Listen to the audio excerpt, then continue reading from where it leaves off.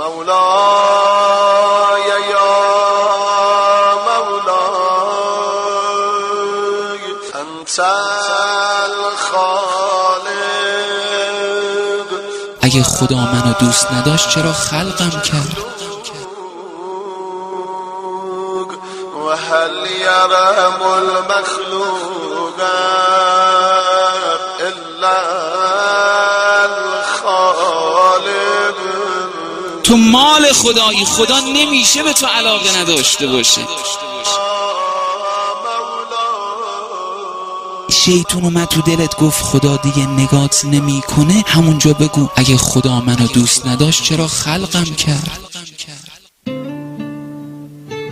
یه قدری سختی میبینن دیگه میگن خدا ما رو دوست نداره. بابا خدا به چه زبونی بگه من تو رو دوست دارم؟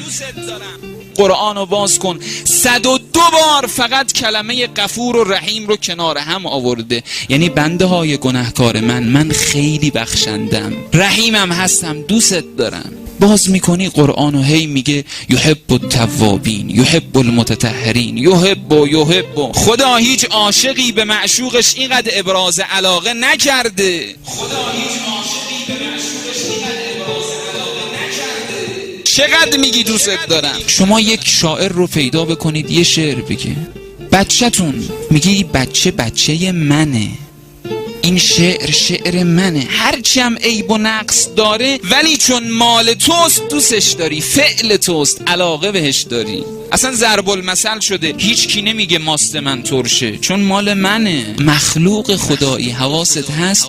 تو فعل خدایی، تو صنعت دست خدایی، تو مال خدایی. خدا نمیشه به تو علاقه نداشته باشه، هر عیب و نقصی هم داشته باشی. تو مال خدایی، خدا نمیشه به تو علاقه. نوح پیغمبر شغلش کوزه‌گری بود. نوح رو برای این نوح نامیدند، از بس ناله کرد بعد از این اتفاق. جبرئیل بعد از این که نوح قومش رو نفرین کرد و اون عذاب آنچنانی نازل شد، می اومد در مغازه نوح پیغمبر، هر روز یک کوزه می خرید، جلو چشم نوح می زد و میشکون. به شکل یک انسانی در آمده بود، هر رو کارش این بود. بعد چند روز نوح پیغمبر گفت تو می خری این کوزه ها رو چرا جلو چشم من میشکنی؟ گفت مال خودمه، خریدم، پولشو دادم. گفت درسته مال توست اما صنعت دست منه، جلو چشم من نشکن، دلم میسوزه. جبرئیل گفت یا نوح، او بنده هایی که تو نفرین کردی درست خیلی گناهکار بودند اما صنعت دست خدا بودند. تو مال خدایی، خدا نمیشه به تو علاقه نداشته باشه. طبیب من، دوای من، خدای من، ذکر من، ناله من، دعای من، خدای من. تو مرا